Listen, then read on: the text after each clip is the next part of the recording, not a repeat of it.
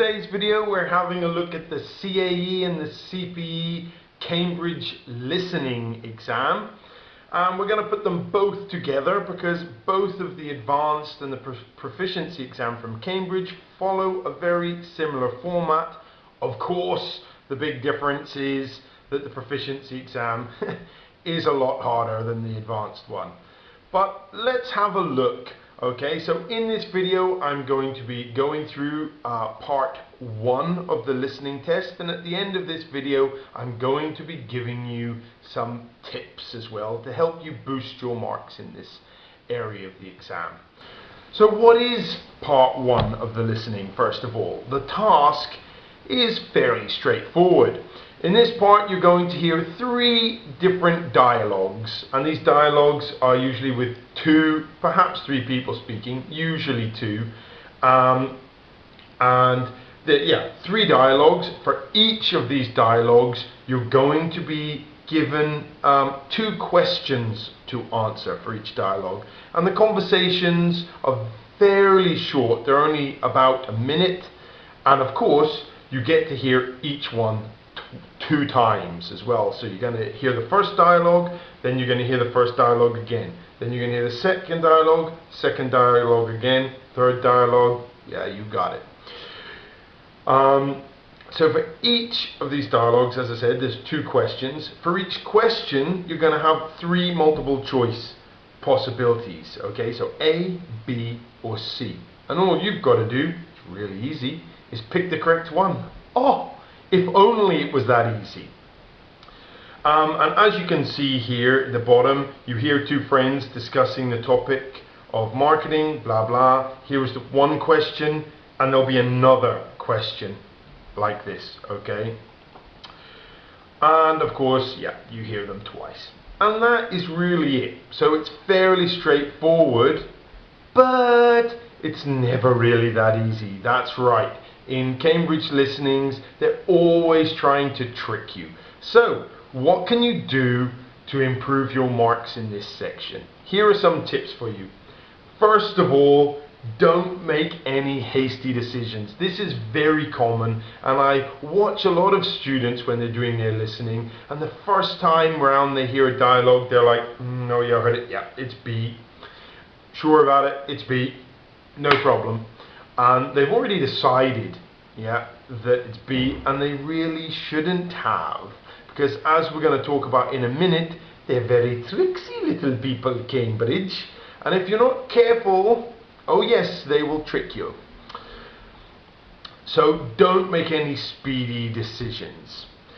If you didn't understand, use elimination. This works very well in this part. So a lot of the time, remember there are 3 for each question. You've got 3 options, A, B or C. You're pretty sure you can say, well, it's definitely not C because they never said anything about that, so nah.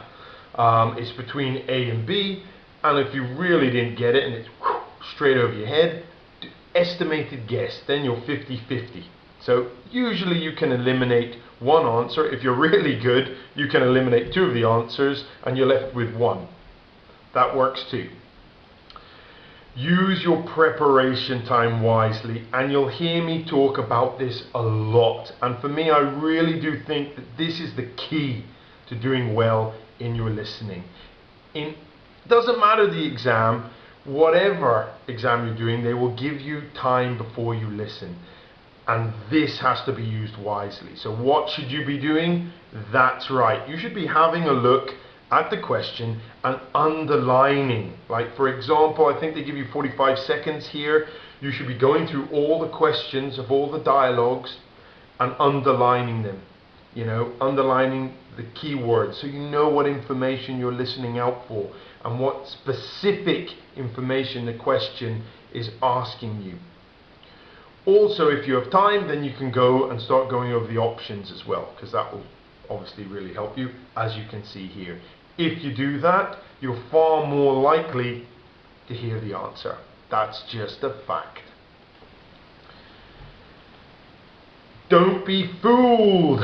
Just because you hear the same words does not mean it's the answer. Now this, I think, is a favorite tactic from Cambridge.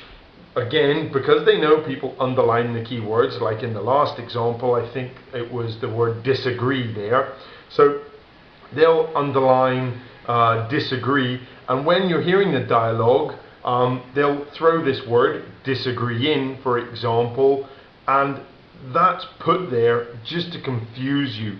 The answer will be something else. So instead of disagree, they'll say quarrel or argument or another word, not the word that's in the sentence. And a lot of students, especially if they're not really at that level and they're not really understanding what they're hearing, will hear the word and go, oh yeah, disagree. The woman said the word disagree, so she's disagreeing.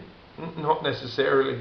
And this is what they do all the time. It's one of their key traps. And I guarantee you, next time you do a listening, listen out for this, and you will hear it every single time, the traps that they're trying to do. And they do this in other parts of the listening as well, as you'll see. So this is very important. And again, at the end of the day, improving your listening is all about practice, practice, practice. Get yourself a test book, sit down in a nice quiet place, listen to it. And another tip I can give you, which I haven't even put here, is if you've got one of these wonderful books, and in fact the Cambridge test books do have this, in the back quite often they'll have the tape scripts, so you can actually, if you don't hear something properly, you can read it afterwards and find out exactly where you went wrong. So reading these tape scripts, and I've mentioned this in other improving your listening videos, really helps. And if your test book doesn't have one, get hold of your teacher and say, hey, I need these tape scripts, and they'll get you a copy, I'm sure. Anyway, so thank you very much for watching this video. If you are taking the CPE exam or proficiency, or you're thinking about it, check out some of our videos which take you through the speaking and give you lots of tips there. If you're going for your advanced, you're looking out for all the purple videos, okay guys? So thank you very much for watching. Remember, share this video with your friends. Bye for now.